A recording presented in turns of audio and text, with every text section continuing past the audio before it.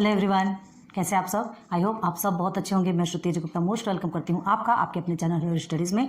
And again आपके सामने हमारा जो लेक्चर चल रहा था प्रॉब्लम सेट 5 का, है ना।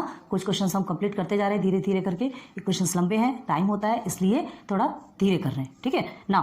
समझना बहुत ज़्यादा ज़रूरी है। तो अभी विदाउट लेट स्टार्ट करते हैं क्वेश्चन नंबर 7। ओके, तो देखिए वर्ड प्रॉब्लम ही है आपका 5.2 में आपने पूरा वर्ड प्रॉब्लम पढ़ा था, याद कीजिए, ठीक है। लेकिन अगर आप बैक लेक्चर अगर नहीं देखे होंगे तो आपको ये चीज़ें समझ नहीं आएगी, क्योंकि वर्ड प्रॉब्लम इतना इजी नहीं होता। उसमें हमको इक्वेशन फॉर्म करने पड़ते हैं। इक्वेशन फॉर्म करने के बाद फिर आपको जाकर के उसको सॉल्यूशन निकालना पड़ता है। तो मेन तो वही इक्वेशन फॉर्म करना है, ठीक है, और वही सीखना बहुत जरूरी है। सो प्लीज़ प्लीज़ आप 5.1 5.2 पहले जाकर देखिए, आप उसे क्लियर कीजिए। बेसिक कंसेप्ट जो हमने उसके पहले भी बताया उसे क्लियर कीजिए, फिर उसके बाद इधर आइए। ओके, तो देखिए the ratio of income of 2 persons is 9:7। Okay, text book open कीजिए, कॉपी होना चाहिए, पेन होना चाहिए, साथ साथ में सॉल्व करते चलिए। देखिए हमने किस तरह से लिखा है, आपके टेक्स्ट बुक में वो सिंपल वे में एक लाइन से पूरा लिखती है। हमने इसे ऑलरेडी सिस्टमेटिक लिखा है ताकि आपको जल्दी समझ आए। The ratio of income of 2 person is 9:7, ठीक है। 2 पर्सन की इनकम जो जिसका रेशियो क्या है 9:7। Okay, and the ratio of the expenses is 4:3। Expenses means खर्च, ठीक है। जो मतलब इतनी इनकम होती है और उसमें से इतना उनका क्या हो जाता है, खर्च हो जाता है। इन द सेंस माइनस, खर्च होना मतलब माइनस होना होता है ना। Every person save ₹200। हर पर्सन कितना सेव करता है, 200 रुपीज़ सेव करता है, ठीक है। हर पर्सन 200 रुपीज़ सेव करता है। तो देखिए find the income of each, मतलब वो जो 2 पर्सन है ना उनकी इनकम को आपको फाइंड करना है। क्लियर है? उनकी इनकम आपको फाइंड करना है। तो क्या करेंगे हम यहाँ पर, the ratio of income of 2 person is 9:7, the ratio of their expenses is 4:3, every person saves ₹200। तो find the income of each. तो हमें सबसे पहले क्या करना है, हमको नहीं मालूम कि उनको कितना कितना मिलता है, उनकी इनकम क्या है, ठीक है। उनकी इनकम क्या है, 9:7 है, ये हमें पता है, ये रेशियो के फॉर्म में है। ओरिजिनल मालूम है क्या, नहीं, तो हम उसे क्या ले लेंगे, सपोज x, ठीक है। तो लेट्स देखिए, ध्यान दीजिए, सॉल्यूशन स्टार्ट करते हैं, ठीक है। तो हम क्या लेंगे सबसे पहले, let's the income of first person, let's the income of first person. Be क्या मान लेंगे हम, x रुपीज या रुपीज x, जो भी बोल है ना, रुपीज x। क्लियर है? And the income of second person,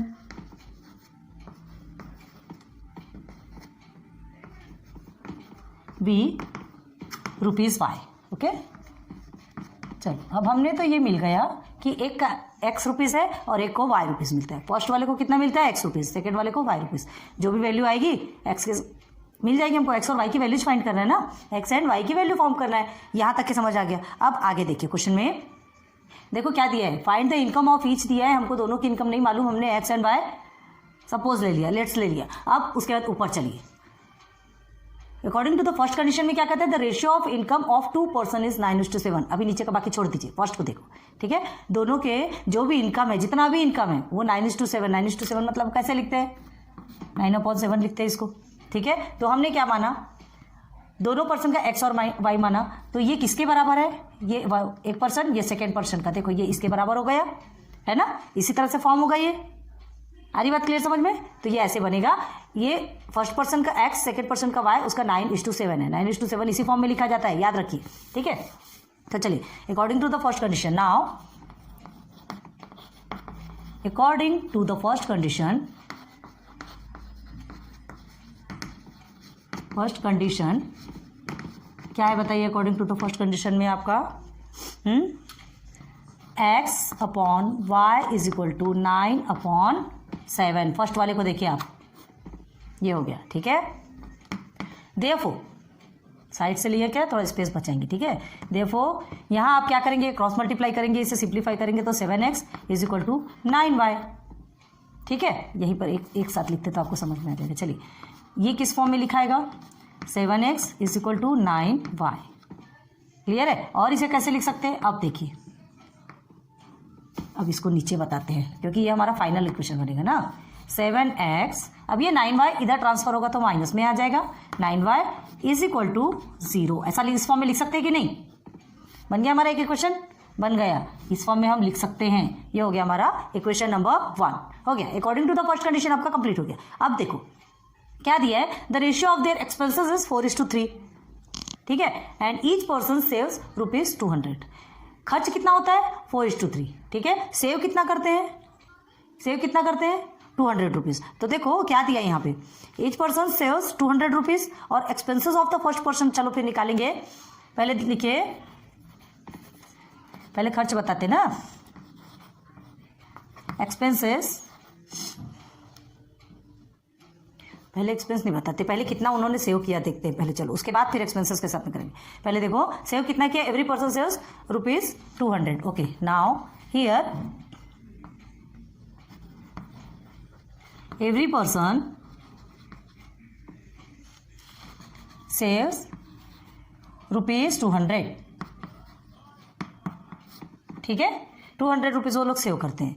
अब देखो 200 सेव करते हैं, तो देखो एक चीज पहले बताते हैं, जैसे आपने 1000 रुपीज आपकी इनकम है, ठीक है, और उसमें आपने 700 रुपीज को क्या कर दिया, एक्सपेंसेस खर्च कर दिया, ठीक। तो हम क्या लिखेंगे, हमारे जो सेविंग है वो कितना हुआ, तो उसके लिए हमको माइनस लगाना पड़ेगा कि नहीं, ठीक है। तो ये आपका कितना निकलेगा, 0 यहाँ 300 रुपीज आपकी सेविंग होगी। तो क्या किया, तो हमको 300 मिला, माइनस किया, तो मतलब जितना हमारा इनकम है उतने में हमारे एक्सपेंसेस को हम माइनस कर देंगे, तब हमारी सेविंग्स निकलेगी। क्लियर है, आ रही बात समझ में? तो हमारा जो सेविंग है ये 200 है, ठीक। हमारा जो इनकम है वो कितना है, x, एक का x है और दूसरे का y है, एक का x है दूसरे का y है। क्लियर, समझ आ रहा ना? हाँ, तो अब देखो यहाँ पे क्या दिया है, expenses of the first person, ठीक है। तो फर्स्ट पर्सन को क्या लिखेंगे, is equal to x rupees वो कमाता है, ठीक है, और क्या करते हैं, -200, ठीक है। उसका कितना खर्चा भी निकलेगा देखते जाइए, 200 क्या कर देंगे उसमें माइनस, तो कितना बचेगा वो आपको कितना खर्च हुआ वो समझ में आता है, ठीक है। अब उसके बाद एक्सपेंसेस ऑफ सेकेंड पर्सन, ठीक है,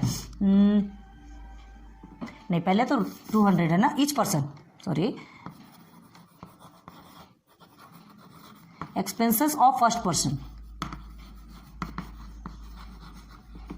ठीक है। अब देखो एक्सपेंसेस ऑफ फर्स्ट पर्सन का इतना है, ठीक है। उसके बाद देखो इसका एक्सपेंसेस कैसे निकलेगा, 200 सेविंग करता है, ठीक है, इतनी इनकम है और 200 उसकी सेविंग होती है, तो कितना खर्च हो गया, इसको माइनस करेंगे तो खर्च निकल आएगा। आ रही बात समझ में, कितना खर्च हुआ, 200 तो उसकी सेविंग है, सेविंग में से इस टोटल को माइनस कर देंगे तो उसने कितना खर्च किया निकल आएगा। क्लियर हो गया। Now expenses of second person and expenses of second person, ठीक है।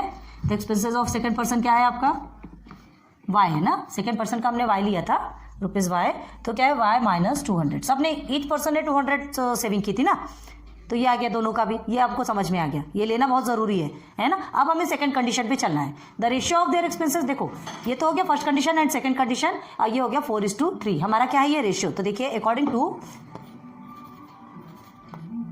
Now according to second condition, ठीक है।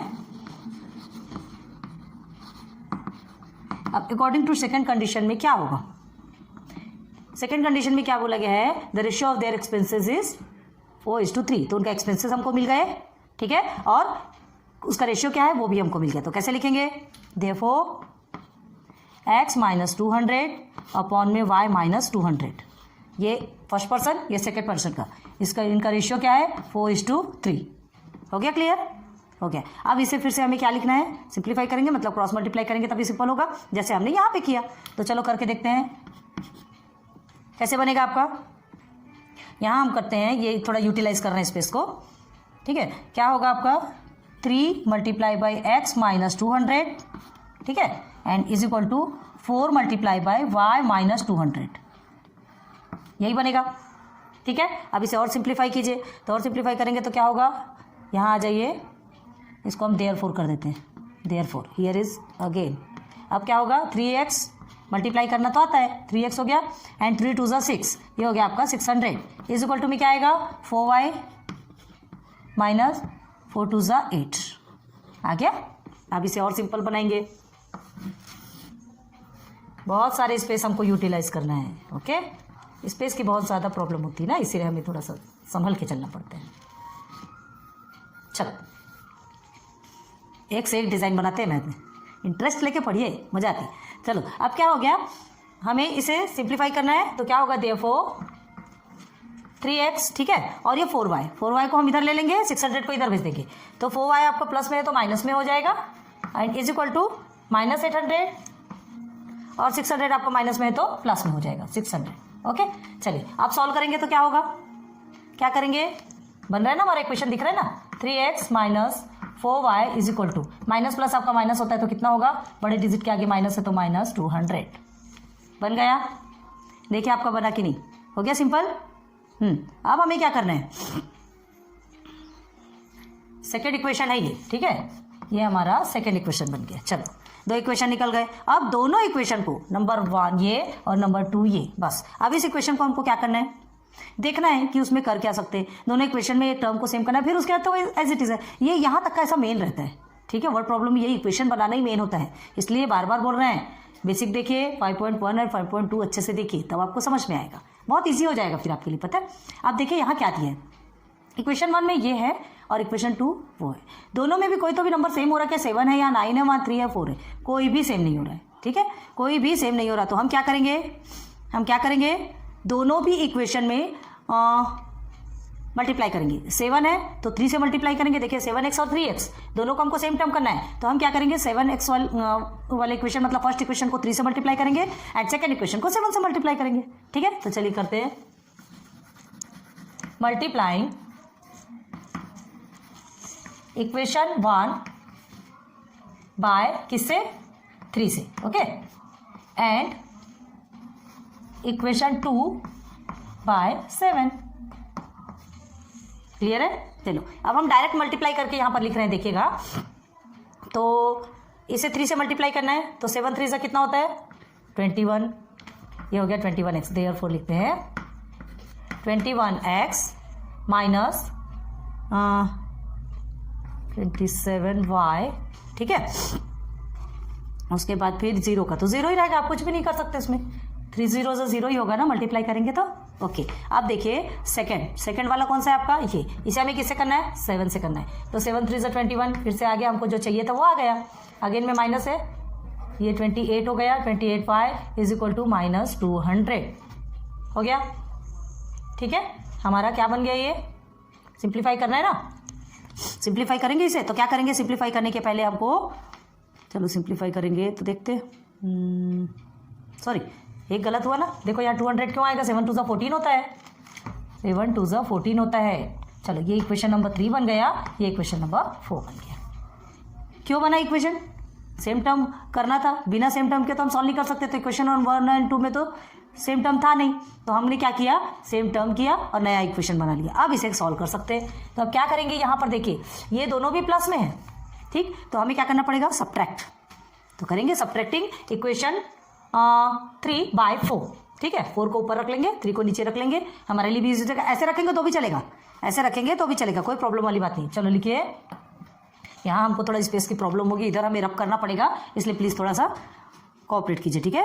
तो चलिए यहाँ हम यही कट कर दें, क्या साइड में लिखते हैं सब्ट्रैक्टिंग, चलो कर देते हैं, जो subtracting equation 3 by 4, equation 3 by equation 4, ठीक है, वी गेट क्या मिलेगा देखते हैं। ओके चलिए अब लिखते हैं, इक्वेशन 4 को पहले लिख लीजिए आप, यहाँ साइड में लिखते हैं, थोड़ा स्पेस बचेगा ना, 21x minus 28y is equal to -1400, here 21x minus 27y is equal to 0, ठीक। अब देखिए सब्ट्रैक्टिंग करना है, मतलब सब में माइनस माइनस प्लस हो जाएगा, ये आपका कट गया, अब माइनस और प्लस आपका यहाँ माइनस होगा, ठीक है। चलो सॉल्व करो, तो ये माइनस माइनस आपका प्लस हो गया, ये आपका हो गया 1400, ठीक, ठीक है 1400। अब क्या करना है आपको, 28 और 27, ध्यान दो ये माइनस है ये प्लस है, तो हम माइनस ही करेंगे, और बड़े डिजिट के आगे आपका क्या है, हाँ ये आपका ये माइनस में ही आएगा 14 बड़े डिजिट के आगे माइनस है ना, तो माइनस आएगा। अब यहाँ देखिए, यहाँ भी बड़े डिजिट के आगे माइनस है, तो आप माइनस वाई करेंगे, -1 y लिखोगे, लिखो या -y लिखो, मतलब तो एक ही पड़ता है, ठीक है। चलो, और ये आपका क्रॉस हो गया। चलिए, अब ये दोनों माइनस को हटा दो, ये अच्छा नहीं लग रहा है, तो y इज इक्वल टू 1400 या 1400 DFO हो गया। तो क्या मिल गया हमको, y की वैल्यू, मतलब क्या मिल गया, income of second person. Second person को कितना मिलता है, 1400 रुपीज़ मिलता है। क्लियर हो गया। हमको यही तो चाहिए था ना, सेकंड की हमको वैल्यू ही चाहिए थी कि उसको कितना इनकम मिलता है, ठीक है, और हमको मिल भी गया, हमने फाइंड भी कर लिया। अब देखो, हमको एक्स की वैल्यू निकालना, in the sense first person को भी कितना मिलता है वो हमें फाइंड करना है। तो चलिए, फर्स्ट पर्सन को कितना मिलता है, तो ये वैल्यू को पुट करेंगे। Now putting y is equal to 1400 in equation. अब कौन से इक्वेशन पे रखना है, कोई भी इक्वेशन पे रख लीजिए। आप किस में रखेंगे, देखो, एक इक्वेशन 1, 2, 3 एंड 4, आपको जिसमें भी रखना है आप रख सकते हो। इक्वेशन 1 में रख लें। चलो, इक्वेशन 1 वी गेट, देखते हैं क्या मिलेगा। इक्वेशन 1 पे रखेंगे, इक्वेशन 1 लिख लीजिए, therefore 7x minus 9y is equal to 0, यही है हमारा। तो चलिए, 7x माइनस 9, अभी हम थोड़ा स्पीड से करते हैं, ये आपको सॉल्व कर सकते हैं, is equal to 0। 7x minus 7 126 0 ये आएगा आपका 12,600, ये आपका आया, ठीक है। अब इसे क्या करेंगे, अगेन ये जो माइनस में है हम उसे ट्रांसफर कर देंगे। 7x is equal to 12,600, okay. अब क्या करेंगे, हमको तो x की वैल्यू निकालना है ना, तो मल्टीप्लिकेशन पे 7 है तो उसे डिवाइडेशन पे ले जाएंगे, 126,000 अपॉन 7, ओके। अब x की वैल्यू क्या निकलेगी, 7 से इसको मल्टीप्लाई करके देखिए, 7 1 जा 7, ठीक है, 8 9 10 11 12, 7 8 जा 56 एंड हियर इज 0 0, ये आपका 7 है, थोड़ा सा स्पेस बना के लिख रहे हैं। हाँ, कितना हो गया आपका 1800, y कितना निकला 1400, x कितना निकला 1800। क्लियर हो गया, निकल गया। x और y की वैल्यू जो हमें चाहिए थी वो निकल गई। तो क्या लिखेंगे आंसर, यहाँ छोटे से स्पेस को यूटिलाइज करते हैं, ठीक है। Therefore the income of first person be x है, तो एक्स की वैल्यू क्या है, जो फर्स्ट है उसको फर्स्ट में ही लिखोगे, याद रखना, ₹1800। भले ये बात में निकला, हमको उससे कोई मतलब नहीं, हमें एक्स को पहले रखना है, मतलब रखना है। And the income of second person be rupees कितना है सेकंड के 1400 हो गया। क्लियर, ठीक। Question number 7 complete. देखो फिर से ध्यान दो, let's the ratio of income two person का आपको 9:7 में दिया है, उनका खर्च भी दिया है 4:3 है ना। तो खर्च हमको अगर निकालना है तो क्या करेंगे, जितना इनकम है उसमें से खर्च को माइनस कर देंगे। सेविंग्स को भी, सेविंग्स इसमें सेविंग्स बताया, सॉरी खर्च तो हमको पता ही नहीं है, सेविंग्स हमको बता दिया है, तो सेविंग्स को माइनस करेंगे तो कितना खर्च हुआ हमारा निकल जाएगा, ठीक है। तो हमने क्या किया, सबसे पहले हमने एक्स एंड वाई ले लिया कि उनका इनकम इतना है, हमें नहीं पता, एक्स एंड वाई ले लिया। अब कंडीशन फर्स्ट के अनुसार हमने क्या किया, उनका जो इनकम है वो 9:7 है, हमने इस तरह से निकाल करके इसे इक्वेशन फॉर्म कर लिया। एंड सेकेंड में क्या दिया है, सबने 200 रुपीज सेव किया, ठीक है। एक्स उनकी इनकम है, सेविंग को हमने माइनस कर दिया, तो जितना भी खर्च है वो आपका निकल जाएगा। तो एक्स माइनस 200 आप करेंगे तो आपका निकल जाएगा। क्लियर है। अब देखिए, according to the second condition तो कितना है 4:3 के हिसाब से उन्होंने खर्च किया, ये निकल गया, ये फर्स्ट पर्सन ये सेकंड पर्सन। क्लियर है। और ये सिंप्लीफाई किया तो ये सिंप्लीफाई होके आ गया। अब इसको और सिंप्लीफाई करना है, देख लीजिए ऊपर में सिंप्लीफाई किया हमने, सिंप्लीफाई करने के बाद ही हमारा इक्वेशन 2 बना। अब देखना है दोनों इक्वेशन पे कि हमें टर्म सेम मिलता कि नहीं मिलता है। मल्टीप्लाई करेंगे, अगर एक इक्वेशन में मल्टीप्लाई करने से मिल जाता है तो ठीक, और नहीं मिलता तो दोनों इक्वेशन के फर्स्ट टर्म या सेकंड टर्म, आपको जिसको भी मल्टीप्लाई करना है तो बोथ को मल्टीप्लाई आप कर सकते हैं। हमने यहाँ पे क्या किया, यहाँ हमने फर्स्ट टर्म और इसके भी फर्स्ट टर्म दोनों को एक दूसरे से मल्टीप्लाई किया। मल्टीप्लाई होगा तो पूरे भी नंबर्स आपके मल्टीप्लाई होंगे। क्लियर है, हो गया। ये हमने मल्टीप्लाई करके सेम लिया, अब इसे सब्ट्रैक्ट कर दिया क्योंकि दोनों में एडिशन था, एक प्लस में चाहिए एक माइनस में चाहिए, ठीक है।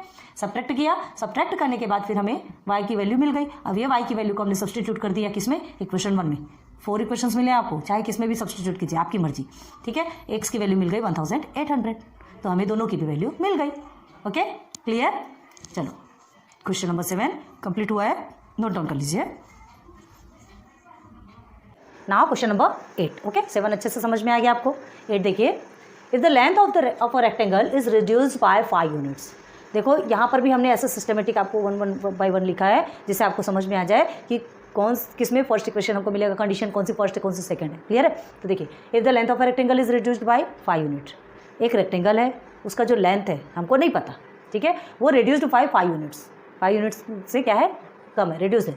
And it's breath is increased by 3 units, और उसकी ब्रेथ इंक्रीज हो रही है 3 यूनिट से। तो रिड्यूस बोला मतलब माइनस करना है, और इंक्रीज बोला मतलब प्लस करना है, लेकिन हम उसके पहले हमको क्या चाहिए, उसके पहले क्या चाहिए, लेंथ एंड ब्रेथ तो चाहिए। तो हमको लेंथ एंड ब्रेथ नहीं मालूम, तो अभी हम उसको क्या क्या समझेंगे, क्या कंसिडर करेंगे, एक्स एंड वाई, है ना। तो let the length of the rectangle is x and let the breadth of the rectangle is y, ठीक है, ये हम कंडीशन कंसिडर करना। अब देखो आगे देखो, then the area of the rectangle is reduced by, हाँ ये देखो, ये हमने सर्कल के अंदर रखा है, आपको 8 लिखा है आपके टेक्स्ट बुक में, देखिए हमने यहाँ पे 9 इसलिए लिखा है, आपको 8 ना लिख के आपको 9 लिखना है। क्यों? क्योंकि आपकी टेक्स्ट बुक में जो आंसर है, ठीक है, आप 8 भी लिख सकते हो, प्रॉब्लम कुछ नहीं है, आप 8 भी लिख सकते हो, लेकिन आंसर आपके टेक्स्ट बुक से मैच नहीं होगा, फिर आप ढूंढते रह जाओगे कि आंसर क्यों नहीं आ रहा है। क्लियर है? आप 9 लिखेंगे तो आपका आंसर एग्जैक्ट आएगा, 8 लिखेंगे तो आपका आंसर नहीं आएगा, ठीक है। तो इस प्लेस पे आप 9 कर लीजिए, और अगर आप 8 लिखेंगे तो आपका आंसर वो सही होगा, फिर आपको सोचने की ज़रूरत नहीं है, ठीक है। आप अपने टीचर से भी पूछ लीजिए जो भी करना है, तो बस सेम प्रोसीजर रहेगा। आपके टेक्स्ट बुक से आंसर मैच होने के लिए हमने यहाँ पर 9 दिया है, और 9 से ही आपका मैच होगा। क्लियर है? तो ध्यान रखिए इस चीज़ का, ये आपका, ये इसको 98 मत समझ लीजिएगा। आपके टेक्स्ट बुक में 8 है तो हमने 8 भी लिखा है, लेकिन उसके इन सर्कल क्यों कर दिया हमने, क्योंकि हम उसे नहीं ले रहे, आपको बताने के लिए। तो 9 स्क्वायर यूनिट्स क्या दिया यहाँ पे, एरिया ऑफ द रेक्टेंगल। तो एरिया ऑफ द रेक्टेंगल आपको पता है ना, L × B मालूम है ना, वो क्या है, वो रिड्यूस्ड है बाय 9 मतलब रिड्यूस्ड है बाय 9 मतलब फिर 9 से माइनस, है ना। और ये स्क्वायर यूनिट, उसकी यूनिट क्या होती है, हमेशा स्क्वायर में होती है, याद रखो एरिया की। अब ये हो गया। अब आगे देखिए, if length is reduced by 3 units and breadth is increased by 2 units, ठीक है। अगर लेंथ जो है रिड्यूस्ड बाय 3 यूनिट्स, 3 यूनिट्स से रिड्यूस्ड होती है तो minus, and breadth is increased by 2 unit, तो वहाँ पे प्लस। तो देखो क्या होता है, then the area of rectangle will कितना हो जाएगा, तो area of rectangle will increase, यहाँ पे इंक्रीज मतलब प्लस। तो एरिया ऑफ रेक्टेंगल हमारा क्या है, L × B है, ठीक है, बाय 67 स्क्वायर यूनिट, तो उसे प्लस हो जाएगा। क्लियर है? अब जहाँ इंक्रीज लिखा है वहाँ प्लस लिखोगे, जहाँ रिड्यूस लिखा है वहाँ पे माइनस करोगे, एकदम सबकॉन्शियस माइंड में आप बसा लीजिए। Then find the length and breadth of the rectangle, फिर लेंथ एंड ब्रेथ, रेक्टेंगल का लेंथ और ब्रेथ हमको फाइंड करना है, ठीक है। तो हम क्या करेंगे, सबसे पहले बाकी चीज़ों को छोड़ देंगे, सबसे पहले हम नीचे का लेंगे, ठीक है। क्या लेंगे, let the length and breadth of the rectangle. तो सबसे पहले सॉल्यूशन लिखते हैं, let the length of the rectangle, length of the rectangle be x unit, okay, and breadth of the rectangle be, सीधा सीधा लिख रहे हैं हम, आप लिख लीजिए y unit, ओके, हाँ, length of x units b y units, ये दो हमने अज्यूम कर लिया, लेट ले लिया, मान लिया, सपोज किया, जो भी बोलो, ठीक है। अब हमको यहाँ पे देखो क्या दे रहा है, आपको एरिया ऑफ द रेक्टेंगल भी दिया है, तो पहले एरिया ऑफ द रेक्टेंगल का फॉर्मूला भी लिख लेते हैं, ठीक है। लेंथ एंड ब्रेथ का तो हो गया, ठीक है, जो जो चाहिए वो लिख लेते हैं। एरिया ऑफ द रेक्टेंगल क्या होता है, area of the rectangle is equal to L × B होता है ना, लेंथ × ब्रेथ। तो इज इक्वल टू हम क्या लिखेंगे, यहाँ पर L × B मतलब यहाँ क्या है, हमारा लेंथ x है और ये हमारा ब्रेथ y है, तो इज इक्वल टू आपका हो गया XY भी लिख सकते हैं ना, XY भी लिख सकते हैं। तो ये हो गया आपका क्या, XY स्क्वायर यूनिट्स। याद रखना कि एरिया आपका स्क्वायर, इसकी यूनिट्स किस में आती है, ये स्क्वायर में आती है, याद रखो। तो ये हो गया XY। क्लियर है? ओके, ये चीज़ें हमको मिल गई। अब देखना है, मिल गया, एरिया भी मिल गया। अब हमको सीधे फर्स्ट कंडीशन पे चलना है, according to the first condition, ठीक है। नाउ मेन पोर्शन जो हमारा कंप्लीट होना था वो हो गया। नाउ अब इसी से ही हमको सब कुछ मिलेगा ना, according to the first condition. According to the first condition में क्या करोगे आप, according to the first condition देखो क्या है, if the length of a rectangle is reduced by 5 units, ठीक है। लेंथ ऑफ अ रेक्टेंगल क्या है आपका, x है, ठीक है, लेंथ ऑफ रेक्टेंगल x है, इज रिड्यूस्ड बाय 5 यूनिट मतलब -5 हो गया। Clear? Length of a rectangle is reduced by 5 unit, ठीक है, एंड इस breadth is increased by 3 unit. तो उसका ब्रीथ क्या है, हमारा ब्रीथ क्या है, y is increased by 3 units. ये बन गया दोनों, ठीक है। Length of the rectangle is decreased या reduced by 5 unit, breadth is increased by 3 unit. अब देखो, then the area of rectangle is reduced by 9 square unit, ठीक है। Then the area of rectangle तो इज इक्वल टू, इसी का ये याद रखो, ये हमारा फर्स्ट चल रहा है पूरा, यहाँ तक ये आपका पूरा फर्स्ट है। तो then the area of rectangle, तो एरिया ऑफ रेक्टेंगल कितना है, एक्स वाई है, is reduced by 9 square unit, reduced है तो 9 लिखेंगे। हो गया, जम गया, बन गया। अब देखो उसके बाद क्या लिखेंगे, देयरफॉर सिंप्लीफाई करेंगे तो ये आपका एक्स वाई हो गया, एक्स प्लस 3 आपका 3x हो गया, प्लस 3x, ये आपका -5y हो गया, एंड ये -5 एंड प्लस 3, तो क्या होगा 5 3 से 15 -15, ओके। और ये हो गया आपका एक्स वाई -9। तो देखिए एक्स वाई आपका क्रॉस हो जाएगा, ठीक है। क्यों क्रॉस होगा, देखो हम क्या करते हैं अभी तक के, ये एक्स वाई के जितने भी प्रोसीजर है उसको एक साइड ले लेते हैं, ठीक है। तो ये इस साइड जाएगा तो माइनस पे तो आएगा ना, ये ऑलरेडी प्लस में है, या तो इसे इधर ट्रांसफर करो या तो इसे इधर ट्रांसफर करो, जिसे भी ट्रांसफर करोगे दोनों भी प्लस में है, तो एक आपका माइनस होगा और वो कैंसिल हो जाएगा। तो ठीक है, हमने डायरेक्ट ही कैंसिल कर दिया, ठीक है।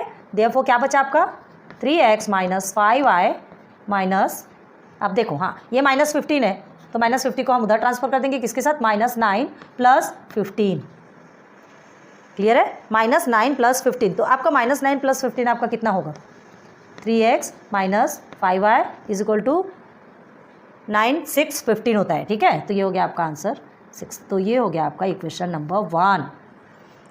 आगे समझ में, इक्वेशन नंबर 1 आपका क्लियर हो गया। अब देखो according to the second condition, ठीक है, एंड फर्स्ट कंडीशन आपकी कंप्लीट हो गई,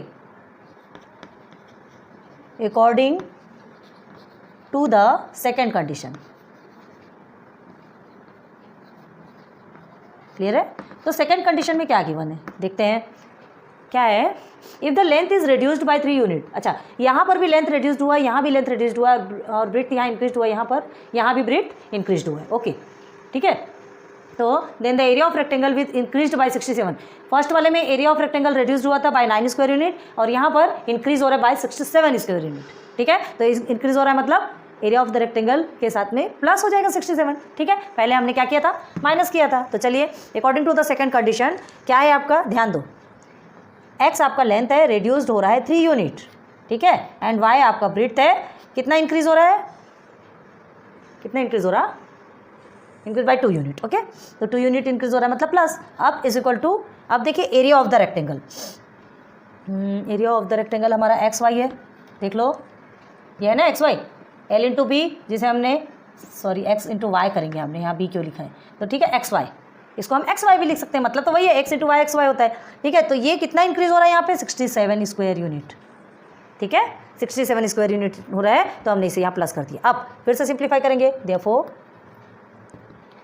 एक्स वाई, ओके, देन ये 2 है आपका, z नहीं है, प्लस 2x - 3y, 3 2 6, ठीक है, -6 is equal to x y, इसे एज इट इज नीचे उतार लेंगे। अब फिर से यहाँ पर एक्स वाई कट हो जाएगा, है ना, ये प्रोसीजर हमने आपको ऑलरेडी यहाँ पे बता दिया है। ट्रांसफर होता है तो एक प्लस जो है माइनस में हो जाता है, तो ये ऑलरेडी प्लस में है, ये माइनस है तो कट हो जाएगा, हमने डायरेक्ट कट कर दिया, ठीक है। आप क्या लिखेंगे, देयरफॉर 2x - 3y। अब देखिए ये जो -6 है इधर जाकर के प्लस हो जाएगा, तो इज इक्वल टू 67 + 6, क्लियर हो गया, दिख रहा है क्या आपको, एक मिनट देखने दीजिए आपको दिखता है कि नहीं यहाँ पर, ओके, 1 लाइन और आ सकती है। चलो अब क्या है, देयरफॉर क्या बनेगा हमारा equation, 2x - 3y is equal to 67 में अगर आप 6 को प्लस करते हैं, ठीक है, तो क्या होगा 73, ठीक है, 73। तो ये हमारा सेकेंड इक्वेशन बन गया, ठीक। 2 इक्वेशन हमारे क्या हो गए, फॉर्म हो गए। अब थोड़ा स्पेस बनाएंगे, स्पेस बनाना तो हमारा जन्म सिद्ध अधिकार है, बड़े बड़े स्टेज बनते हैं, एक से एक डिज़ाइन बनते हैं भाई। मैथ में तो बहुत सारे, अभी आप ज्योमेट्री में जाएंगे ना, अलजेब्रा है, ज्योमेट्री में जाएंगे तो ऐसे ऐसे डिज़ाइन बनेंगे, मज़ा आती है करने के लिए। कई लोगों को तो ज्योमेट्री सिर के ऊपर से जाता, पहले हमें भी वैसे जाता था।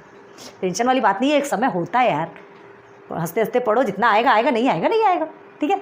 तो चलिए आगे देखते हैं। इक्वेशन 1 एंड इक्वेशन 2 आपका फॉर्म हो गया। अब हमें क्या करना है, दोनों में देखना है। देखिए 3x 2x 5y 3y, कहीं से भी सेम हो रहा क्या, कुछ भी सेम नहीं हो रहा। किसी एक इक्वेशन को मल्टीप्लाई करेंगे तो भी कहीं से सेम नहीं होगा, है ना। इस तरह के नंबर्स हैं कि किसी से मल्टीप्लाई नहीं कर सकते। तो हम क्या करेंगे, बोथ टर्म्स को, 2x है यहाँ पर, यहाँ कोएफिशिएंट को देखो ये 2 है और इक्वेशन 1 में आपका क्या है 3 है ना। अच्छे से ध्यान दो, ये आपका इक्वेशन 1 एंड 2 है, ठीक है। तो चलिए इक्वेशन 1 को हम 2 से मल्टीप्लाई करेंगे और इक्वेशन 2 को हम 3 से मल्टीप्लाई करेंगे। तो 2 3 ज़ा 6, 3 2 ज़ा 6 हो जाएगा, ठीक है। लिखते हैं नाउ मल्टीप्लाइंग, कहाँ से लिखे, किधर से स्पेस बचा है, ऐसा लगता है कहाँ से स्पेस बचा ले, एक साइड से इधर से लिखते हैं ना, क्यों उधर जाए। मल्टीप्लाइंग इक्वेशन 1 बाय किससे, इक्वेशन 1 को किससे, 2 से करना है, 2, ठीक है, by 2 and equation 2 by equation 2 को 3 से करेंगे, ठीक है, बाय 3। ओके चलो मल्टीप्लाई करेंगे तो हम डायरेक्ट मल्टीप्लाई कर रहे हैं। देखिए इसे 2 से मल्टीप्लाई करना है तो देयरफॉर क्या हो जाएगा, ये 3 2 ज़ा, देयरफॉर 3 2 ज़ा 6, तो ये 6 हो गया। फिर 2 5 ज़ा 10, ये आपका -10y इज इक्वल टू 6 2 ज़ा 12 हो गया। ये आपका इक्वेशन नंबर बन गया 3।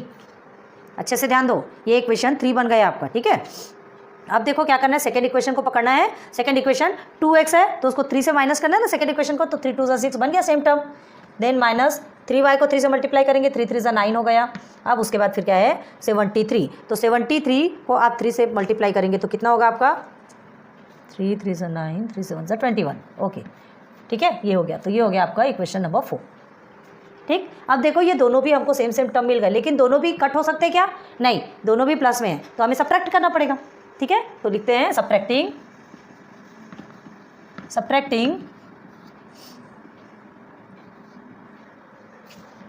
Equation 3 by 4। ओके, इक्वेशन 3 को 4 से करेंगे तो पहले 4 को लिख लीजिए। तो क्या लिखेंगे यहाँ पर आप, देयरफॉर, दोनों भी लिखेंगे तो भी चलेगा, कोई टेंशन वाली बात नहीं है, बोलो तो हम वैसे भी लिख देंगे, ठीक है। 6x minus 9y is equal to 219, ठीक है, and 600 minus 10y is equal to 12 हो गया आपका। ये दोनों 3 और 4 वाला है ये आपका। तो क्या करेंगे, हमको माइनस करना है, ये माइनस, तो माइनस माइनस क्या हो गया आपका, प्लस हो गया, ये गया, ठीक है। अब अगेन माइनस और प्लस आपका माइनस होता है, बीच में इज इक्वल टू को लिख देते हैं, यहाँ भी y को लिख देते हैं क्योंकि हमको पता है कि ये दोनों सिंपलीफाई होना है। ये आपका कट गया, ठीक है। और 9 और 10 में आपने माइनस किया तो क्या बचेगा, 1y बचेगा और प्लस ही रहेगा क्योंकि बड़े डिजिट के सामने प्लस है। तो 1y लिखने के बजाय हम सीधे सीधे y लिखते हैं, ठीक है, सीधे सीधे y लिखते हैं, कुछ भी नहीं करते। अब देखिए 219 एंड 12 इसे माइनस करेंगे तो 9 में से 2 गया आपका 7 बच गया, ये आपका 0 हो गया और ये हो गया 207, ठीक है। तो y इज इक्वल टू 207 हमको क्या मिल गई, देयरफॉर y की वैल्यू मिल गई। मतलब y हमने क्या देखा था यहाँ पे, y क्या देखा था, breadth of the rectangle is y units, ठीक है। तो y is equal to 207, clear हो गया। Length and breadth of the rectangle बोले ना, तो ब्रीथ हमको मिल गया। अब क्या देखना है, लेंथ देखना है, तो कैसे करेंगे, सब्स्टिट्यूट करेंगे, ठीक है। सब्स्टिट्यूट करेंगे तो लिखेंगे इधर, क्या स्पेस यूटिलाइज करने का तरीका देखो। Now putting y is equal to 207 in equation, कौन से इक्वेशन में रखना है, कितने इक्वेशन मिले, 1 2 3 4 सब मिला है आपको, ठीक है। 1 में रख लो, इक्वेशन 1, ठीक है। वी गेट क्या मिलेगा देखते हैं, वी गेट क्या मिलेगा, इक्वेशन 1 को तो पहले लिख लो, therefore 3x minus 5y is equal to 6, ये हमारा इक्वेशन 1 है, ओके। तो चलिए 3x, x का नहीं है हमको, y की वैल्यू मिली है ना, तो -5 multiply by 207 is equal to 6, okay. Therefore 3x, अब 207 को 5 से आप मल्टीप्लाई करेंगे तो आपको कितना आएगा यहाँ पर, 5 7 से आपका 35 हो गया, ये 3 हो गया, 5 2 से 10, 1035, ठीक है, इज इक्वल टू 6। अब दोनों भी नंबर्स को आप ट्रांसफ़र कर देंगे, उधर कर देंगे, तो ये माइनस का है तो प्लस में चला जाएगा, ठीक है। तो 1035 plus 6, therefore 3x is equal to कितना होगा, 6 और 5 आपका ये 11 हो गया और ये आपका 4, 1041 मिल गया। चलिए अब हमको x की वैल्यू चाहिए, तो 1041 डिवाइडेड बाय 3, क्यों, क्योंकि यहाँ पर ये मल्टीप्लिकेशन पे है, ठीक है, यहाँ मल्टीप्लाई हो रहा है। तो चलिए क्या हो जाएगा ये 3 1 3 हो गया, 3 3 9, ओके 3 3 9, 3 4 12 एंड 3 7 21, ओके ठीक है आ गया। इसे हम ऐसे ही काट देते हैं और आंसर यहाँ लिख देते हैं 347/1 इज इक्वल टू 347। ये आपका आंसर है। मतलब क्या है ये वैल्यू ऑफ x 347। क्लियर है? मतलब हमें y की भी वैल्यू मिल गई और x की भी वैल्यू मिल गई, हमें जो चाहिए था वो मिल गया। अब ये y हमारा क्या है ब्रेड्थ ऑफ द यूनिट इस रेक्टेंगल सॉरी, एंड x हमारा क्या है length of the rectangle. Clear हो गया? आ रही बात समझ में, है ना? थोड़ा सा स्पेस हमने लेकर पहले ये वाला प्रोसीजर देन इधर और देन इधर करते जा रहे हैं, तो आपको इतना तो समझ में आ गया होगा। आप 9th के स्टूडेंट है, अब इतना क्लियर हो गया होगा क्योंकि प्रॉब्लम सेट एंडिंग में चल रहे हैं हम, ठीक है। तो x is equal to 347 and y is equal to 207। तो क्या लिखेंगे डायरेक्ट, देयरफॉर द लेंथ हमने किसे लिया था x, the length and direct लिख लो length and breadth of the rectangle. तो ये शॉर्ट में हो जाता है ना, नहीं तो length of the rectangle and breadth of the rectangle ऐसा थोड़ा लंबा पड़ जाता है। लेकिन इसमें क्या ध्यान रखना है, इज 347 ठीक है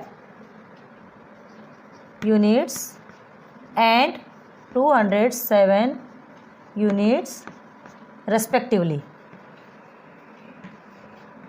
और अगर आपको नहीं समझता तो दोनों भी जिसका है उसके साथ साथ में लिखिए, कोई टेंशन वाली बात नहीं है। हो गया कंप्लीट?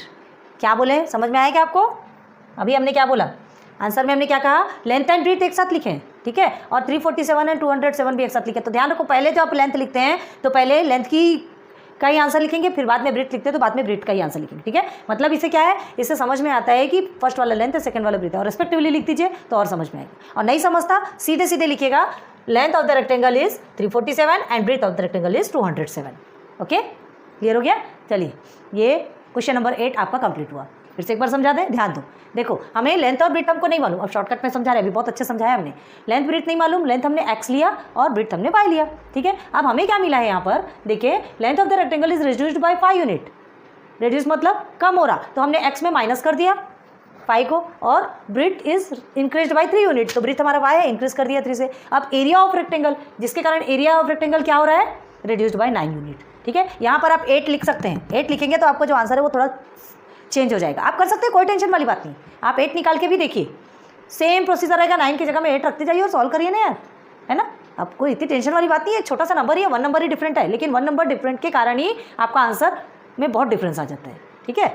तो टेक्स्ट बुक के हिसाब से अगर करना है तो ये आपका आंसर देख लीजिएगा, और अगर आपको जो 8 लिखा है उसके हिसाब से करना है तो आंसर आपका टेक्स्ट बुक में मैच नहीं होगा। क्लियर है? चलो ये हो गया। अब हमने क्या किया, इसे सिंप्लीफाई किया, जो क्रॉस हो सकता था उसे हटा दिया, फिर ऐसा करते करते हमें एक इक्वेशन मिल गया। अब सेकंड इक्वेशन में चलेंगे, सेकंड कंडीशन पे। तो सेकंड कंडीशन हमारा क्या है, सेकंड कंडीशन हमारा if length is reduced by 3 unit, first में भी लेंथ रिड्यूस हो रहा है, सेकंड में भी रिड्यूस हो रहा है, फर्स्ट में भी ब्रीथ इंक्रीज हो रहा है, सेकंड में भी इंक्रीज हो रहा है, लेकिन एरिया ऑफ रेक्टेंगल फर्स्ट में रिड्यूस हो रहा है और सेकंड में इंक्रीज हो रहा है, ठीक है। इस चीज़ को ध्यान रखो। तो देखिए यहाँ पर लेंथ रिड्यूस हो रहा है 3 यूनिट और ब्रीथ इंक्रीज हो रहा 2 यूनिट। अब एरिया ऑफ रेक्टेंगल यहाँ पे इंक्रीज हो गया, फिर से हमने इक्वेशन बना दिया, ये हमारा सेकंड इक्वेशन। अब मल्टीप्लाइंग किए दोनों को मल्टीप्लाइंग करके हमको क्या मिला, सेम टर्म मिल गया। सेम टर्म को हमने क्या किया, क्रॉस कर दिया, सिंप्लीफाई किया, y की वैल्यू मिल गई। y की वैल्यू को हमने पुट किया, हाँ इक्वेशन 1 2 3 4 4 इक्वेशन मिले, जिसमें आपको करना है एज यू विश। ओके ना, हमने इक्वेशन 1 में किया, टोटल सॉल्व किया, x की वैल्यू 347 मिल गई। मतलब x हमारा लेंथ है एंड y हमारा ब्रीथ है, हमको मिल गया। क्लियर है? तो question number 8 complete. Note down कर लीजिए जल्दी से। ओके तो आज की लेक्चर वीडियो यहीं स्टॉप करते हैं। लेक्चर नंबर 5 आज आपका कंप्लीट होता है, ठीक है। प्रॉब्लम सेट अभी और क्वेश्चंस बाकी हैं, टेंशन लेने वाली बात नहीं, धीरे से स्टार्ट तो कर ही दिए हैं, धीरे से एंड कर देंगे। हाँ बड़े बड़े इक्वेशन है ना, सॉल्व करने में बहुत ज़्यादा टाइम लगता है, ठीक है। तो चलिए देख लीजिए, हमारा ब्लैक बोर्ड, छोटे से ब्लैक बोर्ड में आपको क्वालिटी एजुकेशन देने की कोशिश करते हैं। सॉरी अगर हमारा ये पढ़ाने में थोड़ी सी आपको प्रॉब्लम क्रिएट होती है, प्रॉब्लम हमें भी होती है, लेकिन अब हमें क्या करना है, हमें जो है उसे ही यूटिलाइज़ करना है, हमें उसे ही यूज़ करना है। हमारे पास यही अवेलेबल है, हम इतने में ही यूज़ करके आपको क्वालिटी एजुकेशन देने की कोशिश करेंगे। Each and everything point two point आपको पढ़ाने की कोशिश करेंगे। क्लियर है?